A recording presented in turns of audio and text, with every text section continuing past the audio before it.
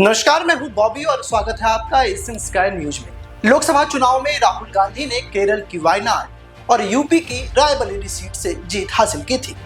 राहुल ने अब वायनाड सीट छोड़ने का फैसला किया है, वहीं वो रायबरेली से सांसद सदस्य बने रहेंगे। कांग्रेस ने अब वायनाड से उपचुनाव में प्रियंका गांधी को उतारने का फैसला किया है। इसी के साथ प्रियंका गांधी परिवार की ऐसी सदस्य बन जाएंगी जो फिर से साउथ से राजनीति में एंट्री करने जा रही हैं। गांधी परिवार का साउथ से पुराना रिश्ता रहा है। इंदिरा गांधी ने सन 1978 का उपचुनाव कर्नाटक के चिकमगलूर से चुनाव जीता था। इसके बाद 1980 में इंदिरा गांधी ने आंध्र प्रदेश के मेडक सीट से जीत हासिल की थी। यह सिलसिला 1999 में भी जारी रहा, जब सोनिया गांधी ने अपना राजनीतिक कैरियर दक्षिण से शुरू किया। वो 1999 में अमेठी और कर्नाटक की बेलारी सीट से चुनाव जीती थी। सोनिया गांधी ने भी उस वक्त 2 सीटों से चुनाव लड़ा था और दोनों ही सीटों पर शानदार जीत हासिल की थी। हालांकि बाद में सोनिया गांधी ने बेलारी सीट छोड़ दी थी।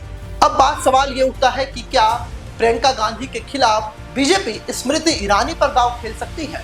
ऐसा हम इसलिए कह रहे हैं क्योंकि वायनाड से प्रियंका गांधी के चुनाव लड़ने के फैसले के बाद सोशल मीडिया समेत राजनीतिक गलियारों में ये चर्चाएं तेज हो गई हैं कि इस सीट से बीजेपी किसे उम्मीदवार बनाएगी।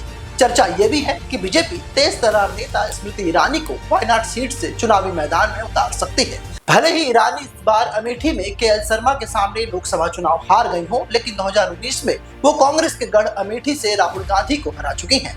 ऐसे में बीजेपी उन्हें इस सीट से उतारकर मुकाबला दिलचस्प बना सकती है। बीजेपी टिकटों को लेकर पहले भी चौंकाने वाले फैसले करते आई है। 1999 में जब सोनिया गांधी के बेलारी से डेब्यू करने की बात सामने आई, तब बीजेपी ने इस सीट से वरिष्ठ बीजेपी नेता सुषमा स्वराज को टिकट देकर चुनावी मुकाबले को बेहद दिलचस्प बना दिया।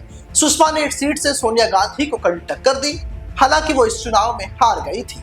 सोनिया गांधी को 4,14,000 वोट मिले थे, जबकि सुषमा स्वराज को 3.5 लाख वोटों से ही संतोष करना पड़ा था।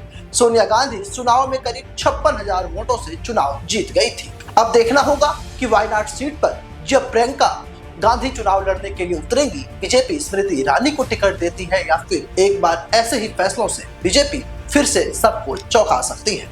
ऐसे ही तमाम खबरों के लिए आप हमारे साथ बने रहे। हमारे YouTube चैनल को सब्सक्राइब करें। Facebook पर हमें फॉलो करना ना भूलें।